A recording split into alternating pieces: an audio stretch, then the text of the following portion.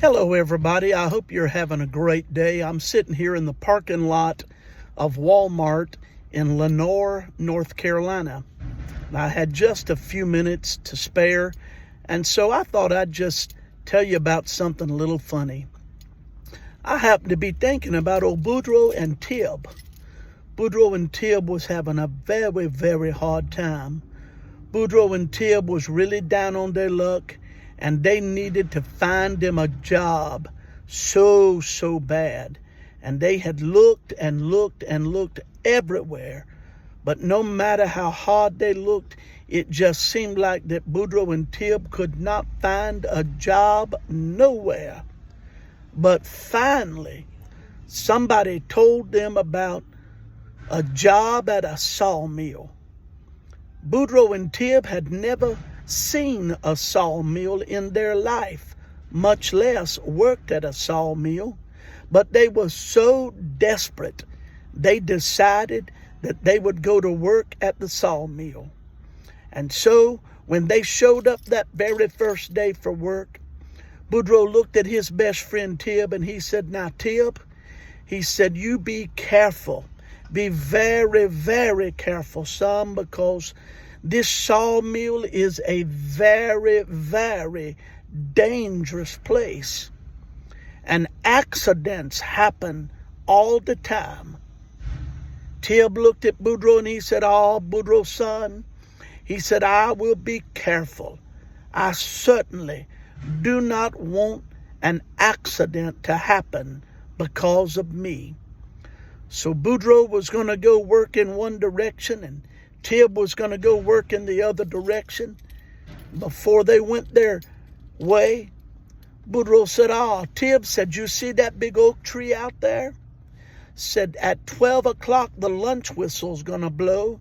And said, "When you hear that lunch whistle blow," said, "you meet me under that oak tree and we'll have our lunch together." Tib said, Boudreaux, son," said, "that sounds good." Said, "At 12 o'clock when that lunch whistle blows," said, "I'll see you under that oak tree." So Boudreaux went one way and Tib went the other.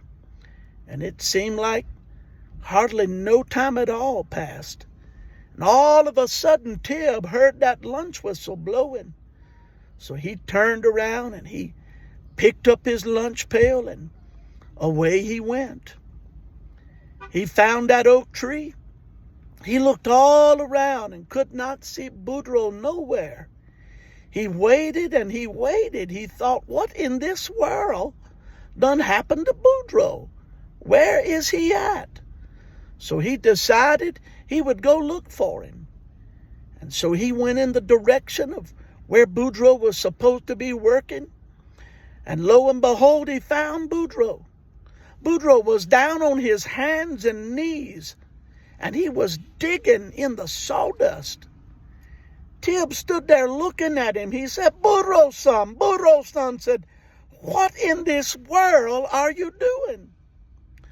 Boudreaux looked up and he said, Tib," he said, "you're not going to believe it." He said, "Something terrible has done happened." Tib said, "Something terrible has done happened?" Said, "What happened?" Boudreaux said, "You're not going to believe it, Tib, but I done messed around and cut my ear off." Tib said, now, Boudreaux," said, "how in this world did you cut your ear off?" Boudreaux said, "I don't know how in this world I did it, but I want you to get down here on the ground and help me find it." So Tib, being the good friend that he was, he got down there on his hands and knees beside Boudreaux, and both of them started digging through that sawdust. Finally, old Tib, he picked up a bloody piece of flesh, and he said, look, Boudreaux, I done found your ear."